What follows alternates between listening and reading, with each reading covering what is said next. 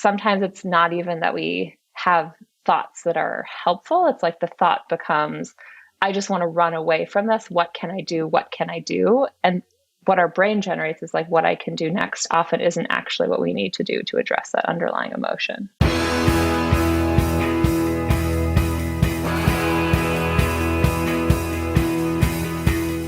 Welcome to The One You Feed. Have you ever had a day where you just feel off? Not sad exactly, not mad either, but just a swirling mess of feelings that won't sit still? I certainly have. And as it turns out, that is completely normal. In fact, my guest today, Liz Fosslien, has spent years studying why we feel the way we feel and why we often believe we shouldn't feel that way. She's here to bust some of the biggest myths about emotions, like why anger isn't actually the enemy, where envy can be useful, and why it's not just you feeling like everyone else has it figured out. By the end of this episode, you'll walk away with a whole new way to think about your emotions, one that just might make your life a little lighter, a little easier, and a little more human. I'm Eric Zimmer, and this is The One You Feed. Hi, Liz. Welcome to the show. Thanks so much for having me. Really excited to be here again. Yes, excited to have you back again. And you have a new book called Big Feelings, How to Be Okay When Things Are Not Okay, which is a great topic that I know listeners are going to love. But before we get into the book, let's start like we always do with a parable. There's a grandparent who's talking with their grandchild, and they say, in life, there are two wolves inside of us that are always at battle. One is a good wolf, which represents things like kindness and bravery and love. And the other is a bad wolf, which represents things like greed and hatred and fear. And the grandchild stops and thinks about it for a second and looks up at their grandparent and says, well, which one wins? And the grandparent says, the one you feed. So I'd like to start off by asking you what that parable means to you in your life and in the work that you do. I like that it acknowledges that we all experience these emotions and have these within ourselves. I think that's a common misconception when people maybe feed or feel the sort of quote unquote negative emotions, that they're alone in it. So I really like that. And then I think the concept of feeding these emotions is really great too. Something that I look at a lot in my work is how do you, when you're experiencing something that's difficult, how do you learn from it, but then try to move through it so that it gives you some useful information, but you don't get tangled up in it and continue to feed it and get dragged into it. So I really love that parable. Mm-hmm. And what you hit on something there that you talk about early on in the book, which is really some myths about what you're calling big feelings. And you hit one of the myths there, but can you talk about a couple of the others? Yeah, so I think the one you're mentioning I hit on, which I actually think is worth revisiting again, is just that we, for our book, Big Feelings, which comes out, we surveyed about 1,500 people all across the world from all different backgrounds. And we asked them, have you experienced any of these big feelings, which in the book include things like anger, envy, burnout, perfectionism, and basically to a person, everyone said yes. And so I think one of the myths is, again, that when we experience envy, that we should feel ashamed because we're the only person feeling that, which is absolutely not true. Another one is just around the intensity of those feelings, that people often also think in comparison to others that they're the only ones that are really getting bogged down in, I think depression is a good example of this. When you feel despair, often you feel like everyone else is thriving. And that's one of the ways in which it warps your view of the world. And that's just also not true. And then the last one that we cover in the beginning of the book is just that there are good, quote unquote, and bad feelings. So things like envy, anger is one too. We're often taught that anger is associated with violence and is really harmful to other people. And there are absolutely ways that you can express anger, like punching a wall or punching a person, that are harmful. But at its core, anger can motivate us. It's just a flag that there has been a violation. So it can motivate us to advocate for ourselves, to find a better situation for ourselves, to advocate for someone else. So I wouldn't call that a bad emotion. You can take bad actions based on it, but at its core, an emotion is simply data and something that your brain is producing. Right. And we've got this podcast parable that talks about, good wolf and bad wolf, which if we're not careful sets that myth up, which is that negative emotions, quote unquote, negative emotions are bad. And it's why I love the take that you had. And it's one of the reasons I love the parable is it just says like, hey, everybody has these. That's, I Yeah. think, so important. And, the thing that's really interesting, and I've been thinking about this a lot lately because we've had a couple of guests recently that have talked about this. One is a woman named Sarah Fay who just released a book called, well, I don't remember what it's called. I remember the subtitle is, six misdiagnoses. She's diagnosed with 6 different things over her life, right? And she sort of takes on the DSM, which is the way that, mental health professionals diagnose people. But I think it gets to the question of when is something normal human emotion that we all go through, and when is something more what we would classify as mental illness, and is that distinction even useful? I'm curious your Mm. thoughts. Yeah, so I'm not a licensed Yep, of psychiatrist course. to make Yep. these calls. Um, my intuition on this is that when it becomes something that you really can't move through, and when you're actively harming yourself or other people, that's when it requires maybe medication or it's like more professional help. But that said, I mean, I think medication and professional help can be useful, even if you're sort of depressed but functioning. Yep. So I think it's always valuable to consider these things on a spectrum. Yep. And so I think there's not like a clear line. Sometimes it's just a judgment call that you make yourself or the people around you make or your therapist makes of, okay, at this point, there needs to be some more serious intervention. But, and I think I don't feel like the depths of some of these like really more sort of quote unquote severe disorders that are in the DSM. But on any given day, I feel good. And then an hour later, I feel bad. And like, Yep. am I like vacillating too much between emotion? I don't know. That's my baseline. Yep. So yeah, I think these are all definitely like arbitrary lines that are still useful to have in some cases. Totally. Yeah. And I do think every case is different. And yeah, it's something I think a lot about as someone who has what I would call maybe today I'll call it depressive tendencies instead of saying I have depression. I have a tendency in that direction. But at the end of the day, I think that the tools that are very useful for working with a lot of these things are the same regardless. And that's really where you guys spend a lot of time in the book. You go through these big feelings, and for each of them, you talk about some myths, and then you talk about how to work with each of them. I love the structure of the book. It's laid out very clearly, very helpfully, and of course, it has the drawings for which you guys are very well known. They're so great. They really add so much that we just won't get in a visual or we won't get in an audio only conversation, but they add so much to the book. Let's jump into some of the big feelings. Is there anyone that you would like to hit, one that feels like, more top of mind today for you than others? I've got a couple I might choose, but I'm curious what you might choose. Yeah, I think I would choose uncertainty and perfectionism. All right. Uncertainty, the last 2 years, it's easy to say they've been very uncertain. Indeed.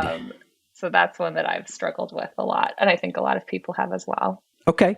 So what are some of the myths around uncertainty?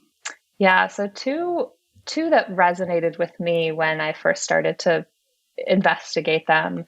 The first was that certainty is attainable. It's really comforting to think, oh, I just wish I could go back to when I was a child and things were certain, or pre-pandemic when life was more, it was just obvious what was going to happen next and I could plan for it. And the truth is, you can never plan for the future because Right. you can never exactly predict what it is.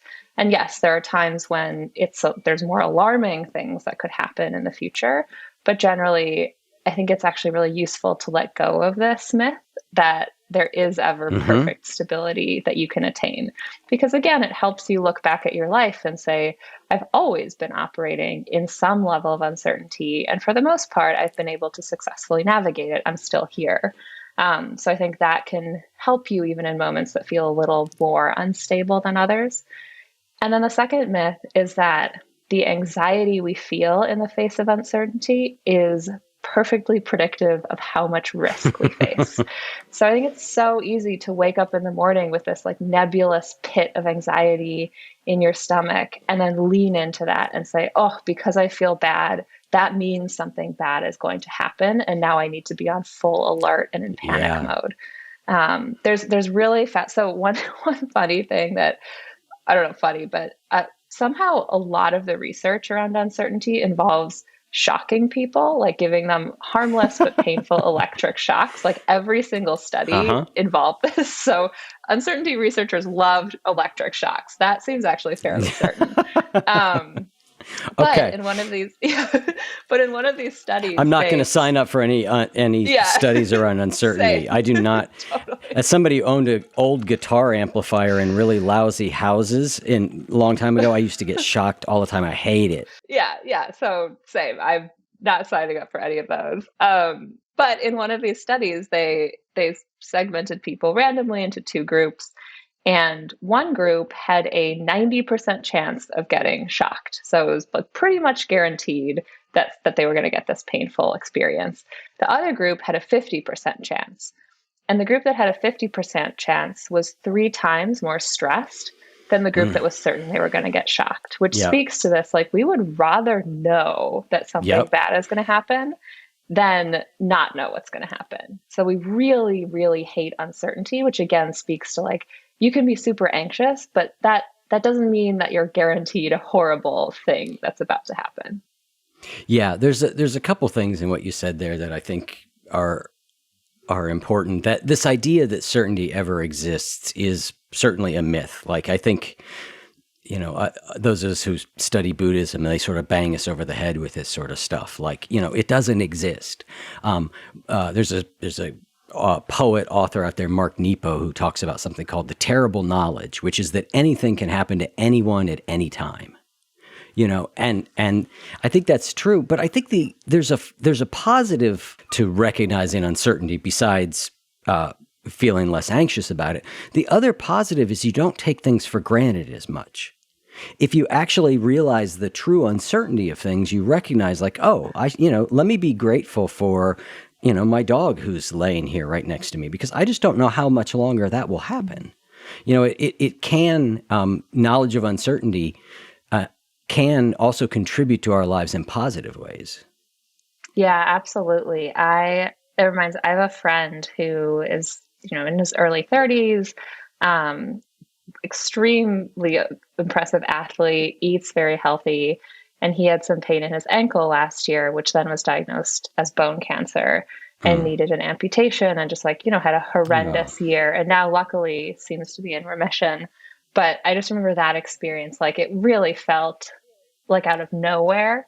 And yep. did, I think, yeah, I don't want to use his story as like, it made me feel really good, but it did. It kind of crystallized like out of all of Yep. us, he's the last person I would have predicted to have such a health crisis at this age. And that it just Yep. like put my own health in much more perspective. And I agree with you. It was like, wow, things like this do happen and it's horrifying. And so even if I'm not having a great day, I'm still grateful that generally things are okay. As we look at working with emotions and people who talk about emotions and theorize about emotions, there tends to be sort of some people have a belief that like thoughts cause our emotions. There's a thoughts leading to emotion. There's other people that think it's more complicated than that. And when you were talking about anxiety, it made me think of that sense of somehow some days you just wake up and before you've even had a thought, there's a mood. And then it's like every thought gets filtered kind of through that mood. Is that sort of what you were talking about with like anxiety? Like you wake up and it's just, you feel a certain way, and now all of a sudden your thoughts all take on the color of that feeling? Absolutely, yes. So, in my view, is that emotions are often the product of like stimuli we're taking in, and it can just be a result of our brain chemistry, which is Mm-hmm. often the cause as well. And so, I think it depends on how you define a thought. But then, like the conscious thoughts we have get, as you said, filtered through this emotion that's coming up. So, one example of kind of how I consider emotion is, if way back in the day, if a lion was charging towards you, it was really important that you just feel fear right away, that your brain was able to process like lion Yep. coming, fear, run away. And that it wasn't like this very conscious, like, oh, there's a lion, perhaps, and I think you can debate Yep. forever if the thought comes first, what a thought is. But then everything after that is filtered through this like physiological response you're having in response to that Yep. emotion.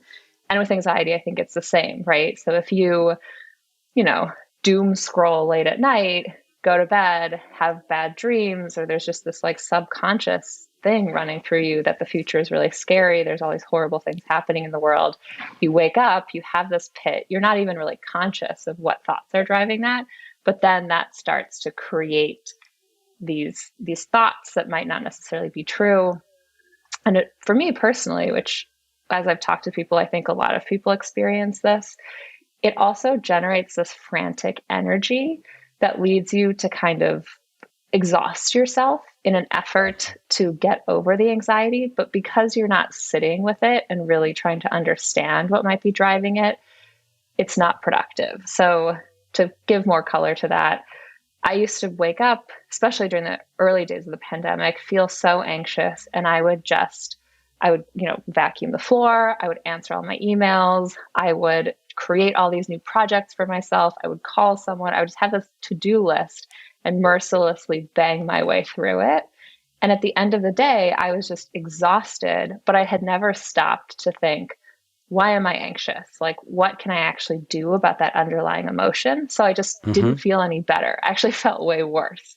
And so I think that's also sometimes it's not even that we have thoughts that are helpful. It's like the thought becomes, I just want to run away from this. What can I do? What can I do? And what our brain generates is like what I can do next often isn't actually what we need to do to address that underlying emotion. So, what are some tools for working with uncertainty? Yeah. So the first is just to stop this cycle of what psychologists call anxious fixing. So this is you feel anxiety and it feels good to cross things off a checklist. And so you do and you do and you do, but you're not actually addressing that underlying need. So it's really just in this case, when you feel that overwhelming panic or anxiety, it's to stop and don't rush into anything else. Just sit there and say, like, in this moment, I'm very anxious.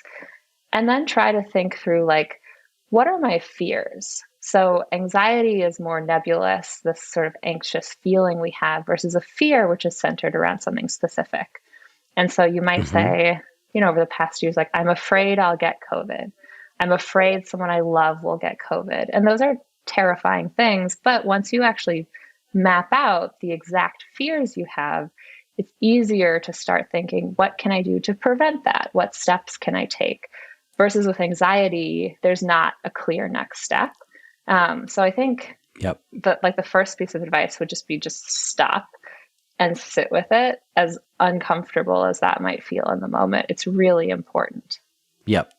And then you sort of led into another one there, which is to try and go from vague, anxiety into more specific fears. Like, what am I really afraid of, and getting more, the more specific, oftentimes the better.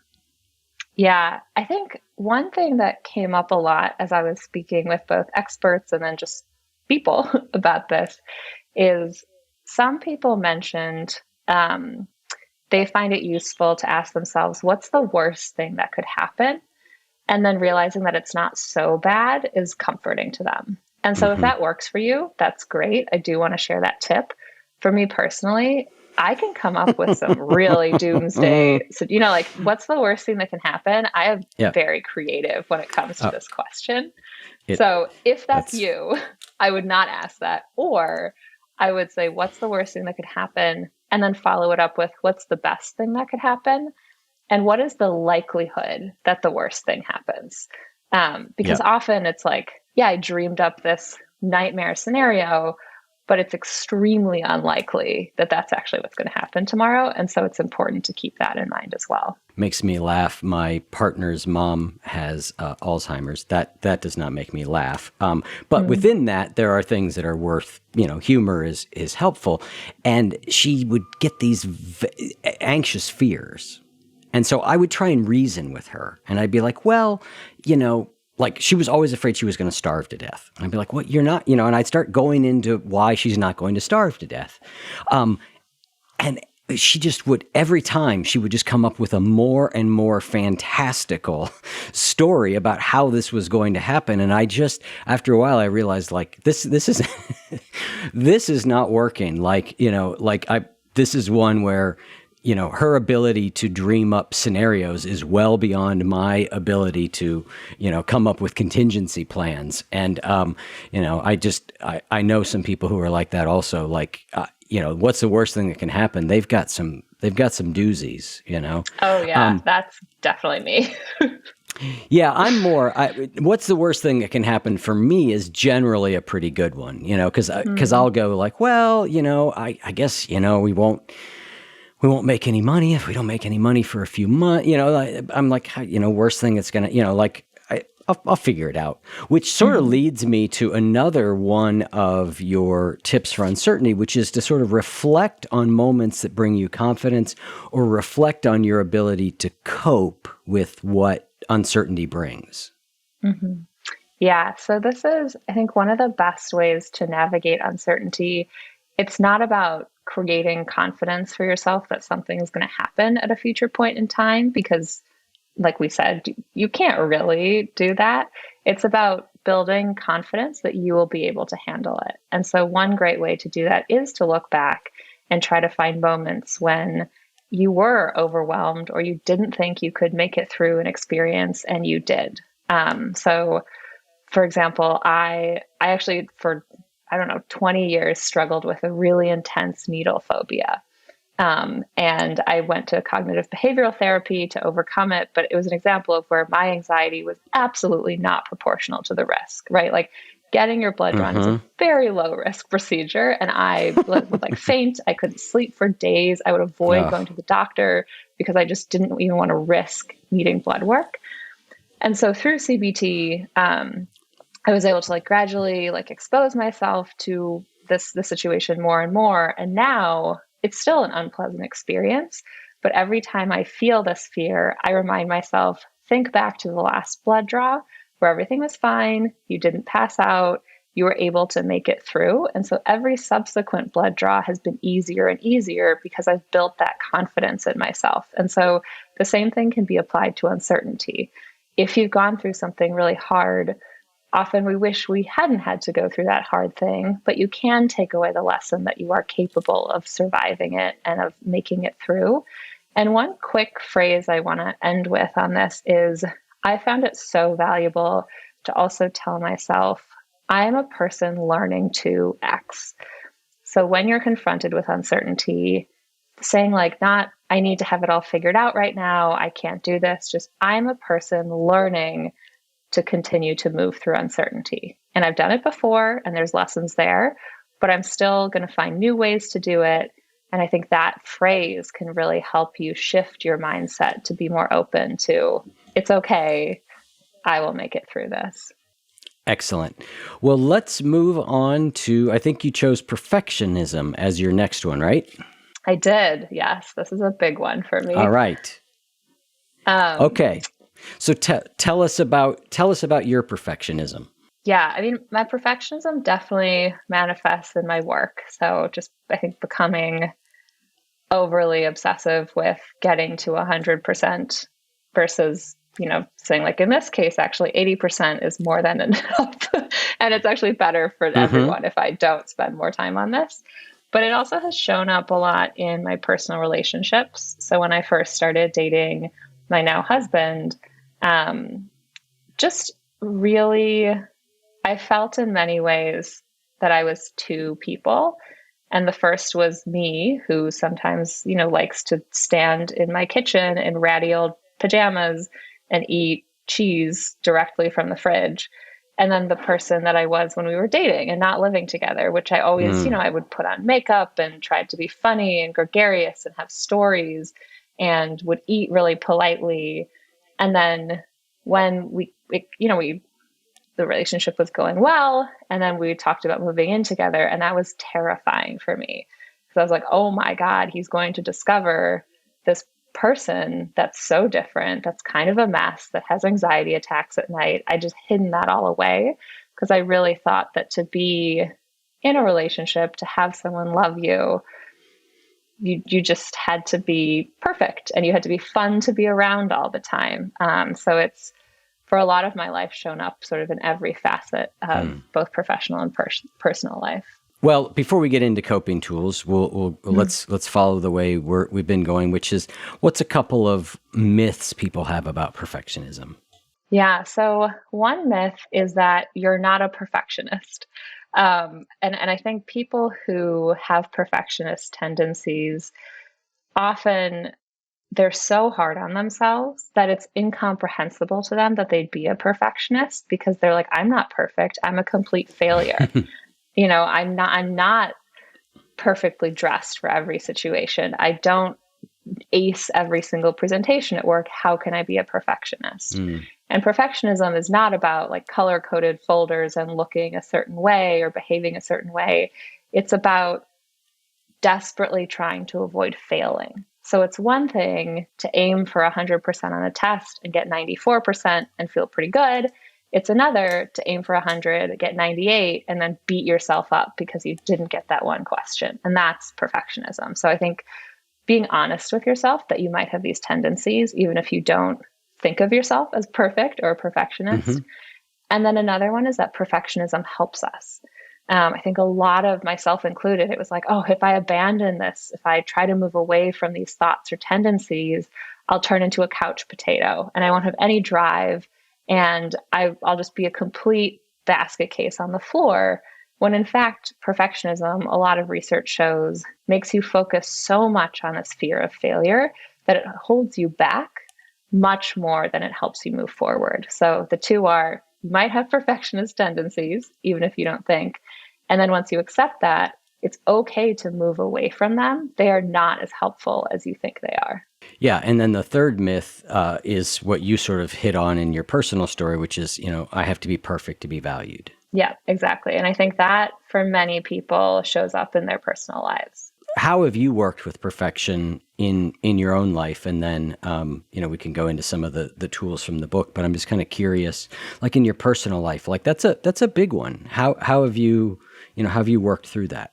Yeah, so I did see a therapist, which was really helpful. And the story I share in the book that has stuck with me the most is um, my therapist asked me to recall a time, like just a really great experience I had with a pet. And I remembered this like grumpy Persian cat that I used to cat sit. And she had the face that indicated she hated everyone. And she had a breathing problem at that point. So she would have these little snorts. And I adored this cat. And she would just like come and sit. And sometimes she seemed like irritated that I was there. But just by sitting there, like I just liked to be around this cat.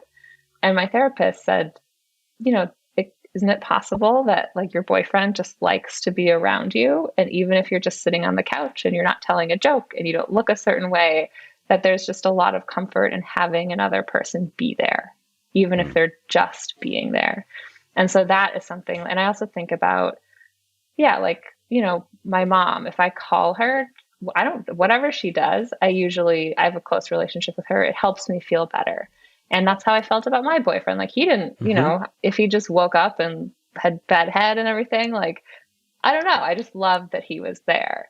And so starting to see things from that perspective. And then the second was also actually one of the tips that is in the book too, is about moving away from avoidance goals to approach goals. And so an avoidance goal is avoiding failure. So I don't want him to see me without makeup.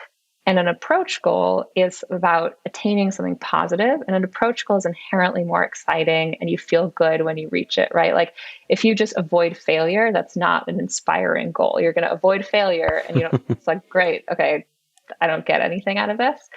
So in the context of that relationship, an approach goal might have been, I'm going to put on my ratty pajamas and I'm going to show him my favorite cheese. And we're actually going to have like a fun time eating cheese out of the fridge together, and like that, it was just like opening up a little more. But then it culminated in this like really fun bonding experience. And so, yeah, I think like often we just get into this mindset of, I don't want to mess up this presentation. And instead, if we think free of expectations, how can I just really show people how excited I am about the material? And that's a really different way of starting to work on that presentation. I wanted to pause for a quick Good Wolf reminder. This one's about a habit change and a mistake I see people making. And that's really that we don't think about these new habits that we want to add in the context of our entire life, right? Habits don't happen in a vacuum. They have to fit in the life that we have. So when we just keep adding, I should do this, I should do that, I should do this, we get discouraged because we haven't really thought about what we're not going to do in order to make that happen. So it's really helpful for you to think about, where is this going to fit and what in my life might I need to remove? If you want a step-by-step guide for how you can easily build new habits that feed your good wolf, go to goodwolf.me/change and join the free masterclass. You talked about not needing to get things to 100% as being, one thing to do. How do you start to know within yourself when you're sort of in that zone of like, okay, I am now, I'm spending a ton of extra time to get very little value out of that. How do you know that? Because I think that's hard for perfectionists. And then secondly, once you know that, what are some of the things you might say to yourself to actually get you to set it down and move on? Yeah. So one question that I found helpful is, when would I be ready to ask someone for feedback and they could give me useful feedback? And that's usually if you get to 100%, you're actually not open to feedback anymore because you're like, this is great. Why should I need anyone to help me? That's so interesting. Yeah, you can't like if let's say I'm writing an article, I also can't hand someone a page that just has completely incomprehensible notes on it. Yeah, they're not going to give me feedback. So I think that's a nice heuristic of like, when is this in enough shape where someone gets where I'm going and they can provide useful direction? I think that's one. And then I think it's also just opening yourself to learning. And so saying, another thing that I found useful is, if I am in a silo working on this till 100%, I might get to 100% and realize this is not something that resonates with people or not what my boss wanted. So I'm actually creating more work for everyone as opposed to like handing it to her at like 70% and then maybe making some course corrections. So it's about creating some breaks for yourself. And then also, I really like this question of like, when would this be ready for feedback? Yeah, that's my partner and I were talking about that recently, in that when I'm giving a talk for our spiritual habits program, or, the second spiritual habits circle of connection, she co-teaches, but I tend to start the lessons. And what I realized was exactly what you just said, although I couldn't articulate it as well, which is that I think I'm almost done by the time I bring her in. And at that point, I don't really want feedback, because what I want is to be done, like I think I'm done, right. And so we talked about like, I got to bring her in, like there's got to be enough there for her to critique, to your point, like but I need to bring her in much earlier, because I may be way more open to feedback at that point and not take it in the way that sometimes I just get a little grumpy, Yeah, because I've kind of like, and the more time I spend with it, oftentimes the more attached I get to the way it is, which is, totally. in the music business, we used to call it, rough mixitis, right? You've listened to it this certain way in this rough mix for so long that that's how you think it should sound. And somebody comes along and may have a much better mix, but you're not open to it because you're sort of mired in what your idea of it was. Yeah, I love those examples. That's exactly what I'm talking about. You also talk about one of my very favorite topics, which is how extreme language can cause extreme emotion. And you talk about getting rid of always and never. Yeah, so those are two words that usually show you've slipped into your perfectionist tendencies and that your self reflection has turned self destructive. So, examples are good parents never yell at their kids, great employees are always turning everything in 5 days before the deadline. And those are like extreme views of the world that just aren't true. So, again, it's usually a sign that whatever thought is banging around your brain is not an accurate perception of reality. And so I think it's nice to have those words so that when you notice them, say like, oh, okay, I see what's happening here. I need to think about this differently. So, like good parents never feel frustrated at their kids and actually say like good parents do feel frustrated. It's totally fine. Like how can I just navigate through this situation? How can I make it better? In a work context, great employees or employees who get promoted never make mistakes. Also not true. And so it allows you to step back from that and say, I made a mistake. Can I ask my boss for advice on how to avoid making that mistake in the future? I think it just allows you to detach a little bit from these extreme ways of thinking that cause us to berate ourselves and then start to feel really down and low. Yeah, those two words tend to be destructive wherever they show up, whether it's in our own lives, like you said, a good parent should never get angry, or when we're communicating to somebody else, you always do this or you never do that, like they're troublesome words. Yeah, I love that you brought up too in communication and conversation. It's, if you say you always do X, that person is just immediately going to come up with an example of when they didn't do it. And then, 100%. Yep. it's not a useful conversation. Yeah, no, I'm sure I've done plenty of the saying always or never, but I know for sure I've been in relationships with people who have used those phrases, and you're right. I'm immediately like, but that's not true. Yeah. Which is missing the point. A more nuanced version of me would be like, all right, I understand what they're saying underneath. Ignore the word. That's a feeling, right. but it's very hard. It's very hard to not counter, a factual incorrectness there. Yeah. You talk about naming your inner perfectionist and finding a non-perfectionist role model. Say a little more about that. Yeah, so it's again a method to allow yourself to distance yourself from your thoughts. And so you can, for your perfectionist, it might be a part of you that is useful to engage with sometimes, but you don't want it to consume all of you. And so calling your perfectionist, I think in the book we give examples of like Grace or Darth Vader or Bozo. It can be a goofy name, whatever Yep. feels good to you. And then when you start to have these thoughts like good parents always do X, great employees never do Y, saying like, oh, that's Bob, my inner perfectionist. Yep. And I'm actually going to say like, what does Bob want in this moment, right? Like there actually might be Yep. some useful information in there. Like Bob really wants to be a great employee. And so it's useful to know that like, oh, I do want to do well in this job, but you're not sort of like leaning into those emotions and taking them or those thoughts and taking them Yep. as fact. And then a non-perfectionist role model, I think it's actually really useful if there's someone at work that you really admire, a mentor, just someone in your personal life, to also note when they flub something or they don't immediately respond to an email. Because again, I think it helps you realize that everyone makes mistakes. no one is like on their A game 24/7. And so you can still be successful and impressive and this incredible person in someone's life, even if you're not, striking a home run every second of the day. If anyone needs a clear example of non-perfection in their life, I offer myself up. Same. Yeah, I love that.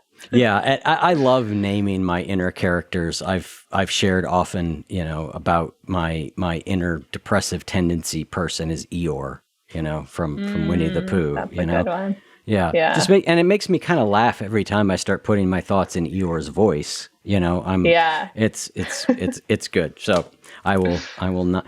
I've had people ask me if I would record whole guided meditations for them in Eeyore's voice, but I have stayed away from that for now.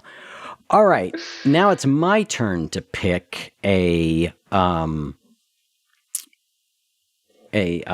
got a bug flying around here. I'm not going to fall into the perfectionist idea of that, like, you should never have a bug in your house. Yep. Bugs are everywhere. They're everywhere, yes. I'm going to pick my big feeling, and I'm going to go with comparison. Not actually because it's one of the ones that I struggle with as much, because I actually don't as much anymore in my life, but it's one I know a lot of people do struggle with, and I found a lot of the things you guys had to say about it really, in a lot of cases, counterintuitive and counter to what people think. So let's talk a little bit about comparison. It is, can be one of the most painful big feelings out there. What are a couple of the myths around comparison? Yeah, I think nowadays so much of the conversation centers around social media. And so I think it's easy then to assume if I get off of Instagram or Facebook, I will be free of comparison. And that's just not true. There's, infinite examples of like your neighbor, your colleague, your whatever, you're still going to compare yourself to people. So Yep. it can be absolutely helpful to limit social media intake, but it's not sort of the magic wand with which you can eradicate all of these emotions. The second one that we talk about in the book is if you just get to a certain point, you'll feel great about yourself and you'll never compare yourself to anyone else. And there is, it's very true that there's always going to be someone who is better than you, quote unquote, on some metric. If you have infinite money, you're suddenly going to turn to like looks or, I don't know, access to some whatever, or maybe even like meaning or whatever it is. Yep. You can never be the best at everything. And so I think it's really useful to catch yourself when you hear yourself saying like, I'll be happy when blank, because the truth is that's not guaranteed. And it's more important to figure out how to be happy with what you have. So those are two big ones. And then one that the one that I find the most interesting, which we stumbled across this research a couple of years ago, and it's been really helpful to me, is that to overcome comparison or these feelings of envy, you should compare yourself less. So that's the myth, is that just like, don't look at other people. Mm-hmm. And the truth is, it's actually, research shows, makes you feel better to compare yourself more. So what the researchers find is they asked people like, how good of a runner do you think you are? And people said they were not good runners because in their head, they thought of the absolute best runner they knew.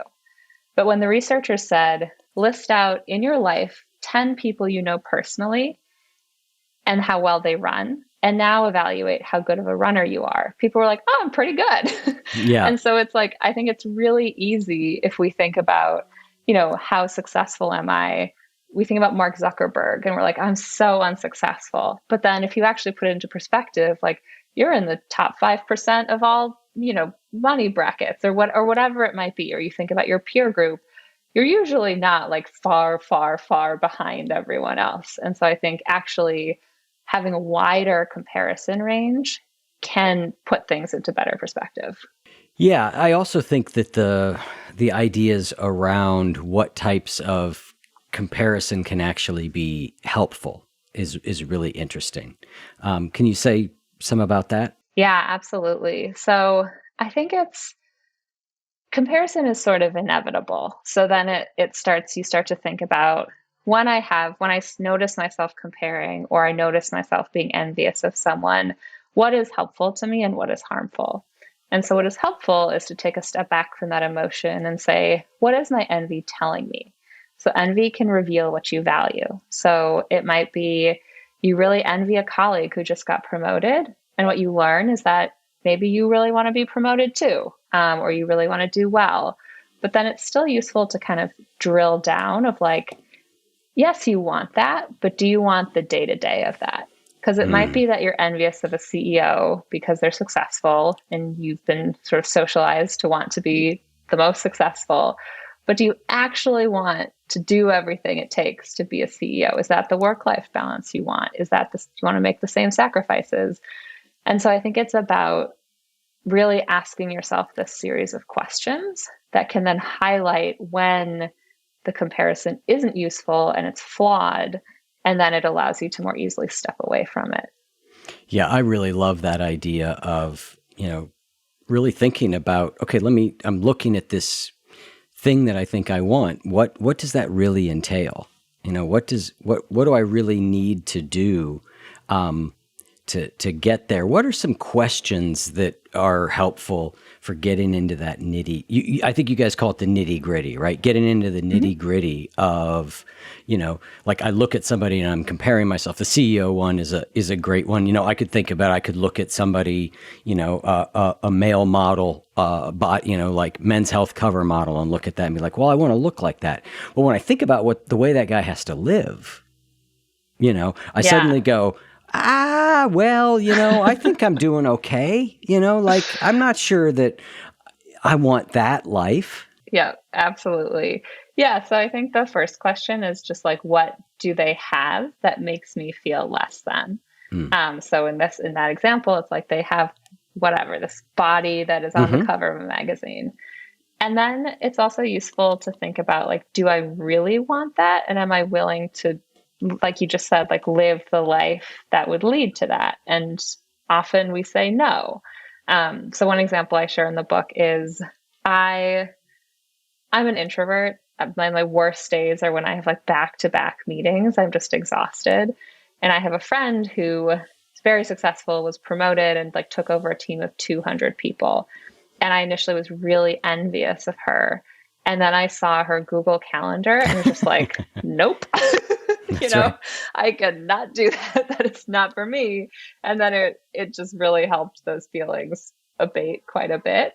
So I think the day-to-day question is really great, but then it's also useful to ask, like, what void would having that fill? Because often we anchor too much on the specific thing versus like what actually is like the bigger need behind the feeling of envy. So it might be that it's not really that you want the body that's on the cover of a magazine. You just wish you could feel more confident.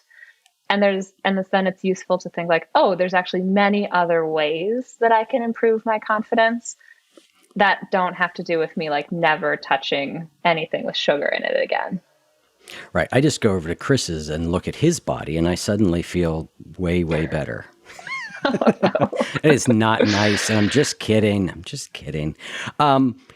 You've got a question in there too that I love, which is, swap out the question, why don't I have that with do I have enough?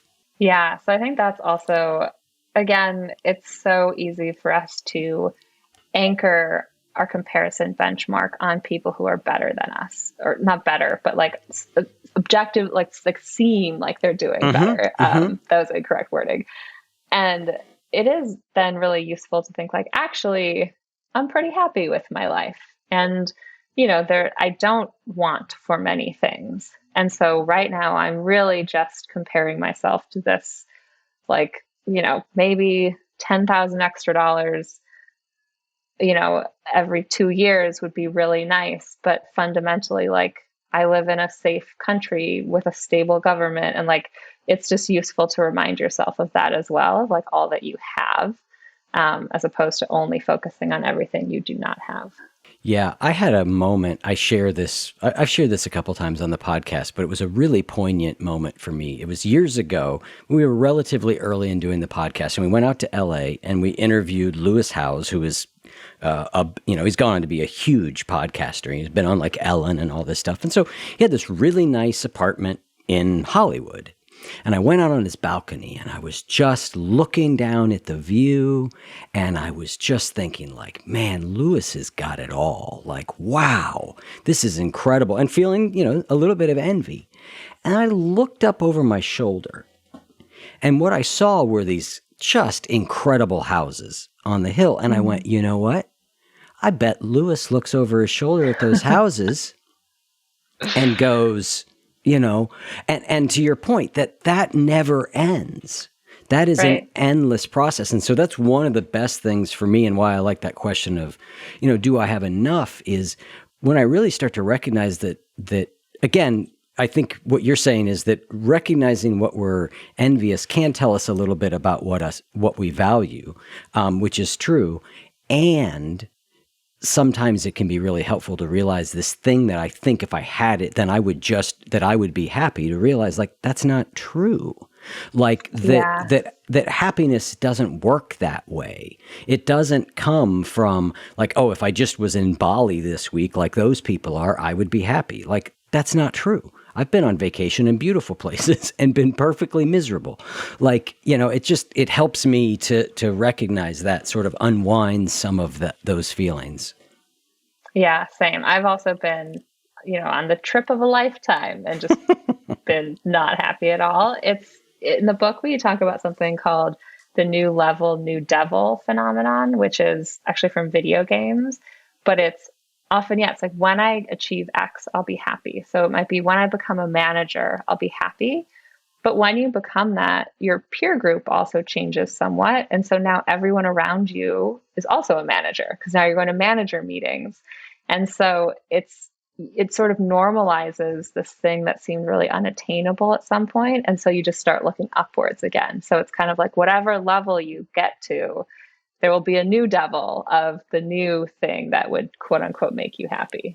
Yep. Yeah. And just sort of, I think it's also, we've talked about it as sort of that, if then, if then I'll be, if this thing, then I'll be happy. And, one of the things that, getting older and B, having some degree of success will do for you, if it doesn't always do this, but it can confer a certain degree of wisdom because you have enough opportunities where you're like, oh, I got what I thought I wanted. And look, it didn't do it, right? Like it didn't fix me, it didn't. And you really start to go, oh, okay. What are the skills that I can have that allow me to actually inhabit where I'm at right now more fully?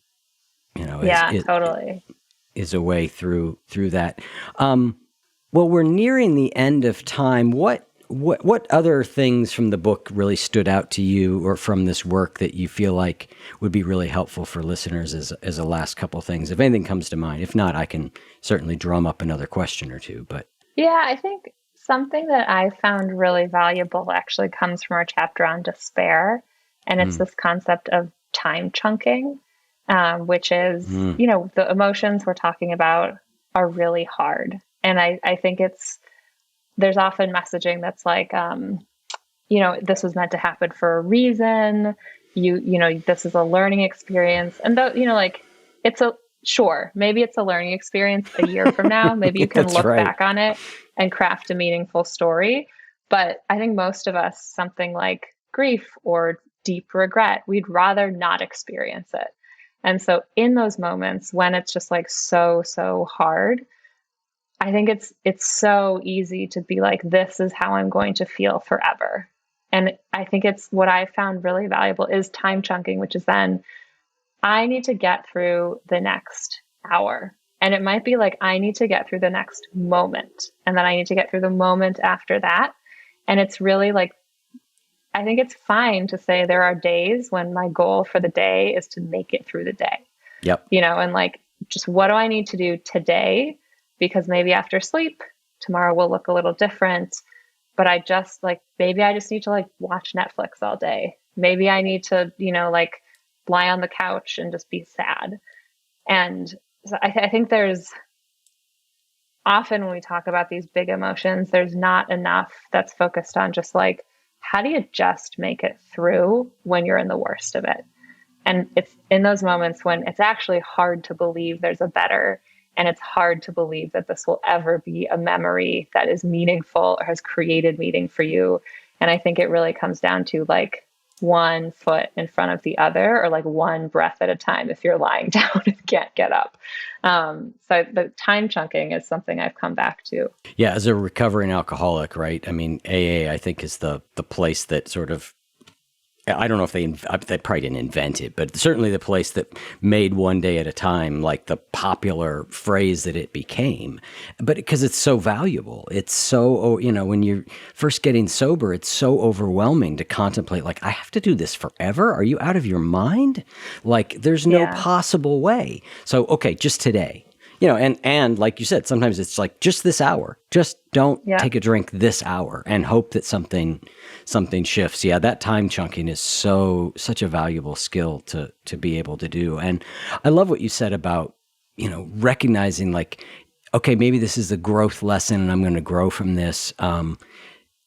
Is one of those things that I always find it when somebody's in despair, it's always like, I feel like I'm always trying to balance when I'm trying to help somebody who's in despair. Like 97% of me is going, I feel you. Like I'm with you. 3% of me wants you just to keep your eye just a little bit on the horizon that says like, this is going somewhere for you. This is, so not to minimize what you're feeling, like the vast majority of it is like, it's okay not to be okay. It's, and I know when I've been in despair, it's always helpful to have just a little bit of looking at the horizon where I realize like, this will change. I'm going to grow from this. This is, again, and so what's the right balance of that, I think is always challenging, but I find it really helpful to have both those things in my awareness a little bit. Yeah, absolutely. I think that often when someone comes to us or when we just notice that they're suffering or going through something, it feels good to be like, okay, I have solutions. I'm going to help you. I'm going to fix this. And that's not a bad thing necessarily, but I agree with you. It's like, first you just need to say, maybe I don't totally know what you're going through, but I acknowledge that like, this is really hard and I'm here for you. And I, just like it's okay, whatever you're feeling, it's okay. I'm here. And I think that is just so, so crucial before you start doing this, like, it'll get better, or there's like a light at the end of the tunnel type thing. I think too often we just skip that part entirely. So listener, in thinking about that and all the other great wisdom from today's episode, if you were going to isolate just one top insight that you're taking away, what would it be? Remember, little by little, a little becomes a lot.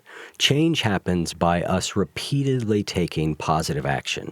And I want to give you a tip on that, and it's to start small. It's really important when we're trying to implement new habits to often start smaller than we think we need to, because what that does is it allows us to get victories. And victories are really important because we become more motivated when we're feeling good about ourselves, and we become less motivated when we're feeling bad about ourselves. So by starting small and making sure that you succeed, you build your motivation for further change down the road. If you'd like a step-by-step guide for how you can easily build new habits that feed your good wolf, go to goodwolf.me/change and join the free masterclass. There's a psychologist at the University of Michigan. His name's Ethan Kross, and he wrote a book called Chatter. I don't know if you're familiar with it, but he had some really interesting studies about helping people who are going through really difficult times. What these studies seemed to point to was only sympathizing with people didn't lead to good, good results.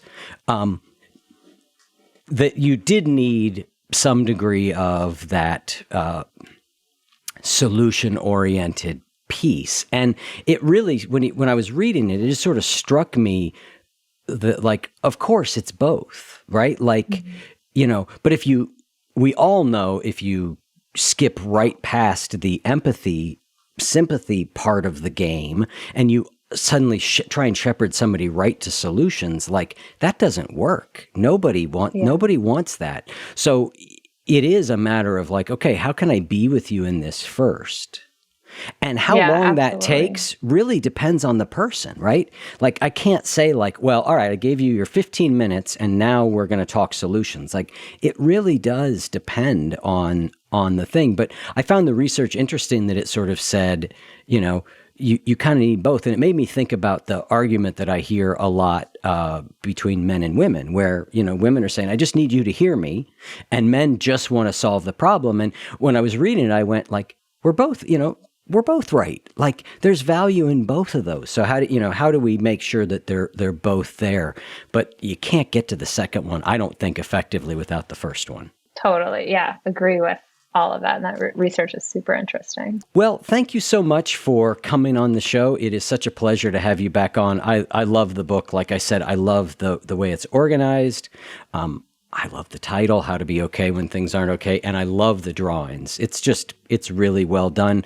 We'll have links in the show notes to where people can get access to you and to the book and all of that. Is there anywhere you want to point people to? No, show notes. Okay. The book is available everywhere books are sold, so hopefully you can track it down. Yep, and it's called Big Feelings, How to Be Okay When Things Are Not Okay. Thanks again, Liz. It's always lovely to see you. You too. Thanks for having me.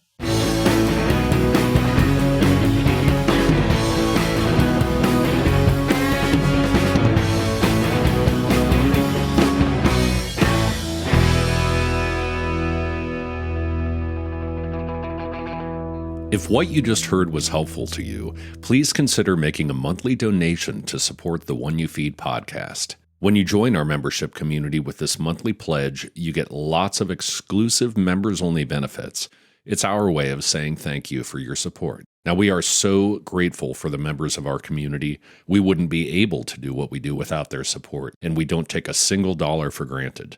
To learn more, make a donation at any level, and become a member of the One You Feed community, go to oneyoufeed.net/join. The One You Feed podcast would like to sincerely thank our sponsors for supporting the show.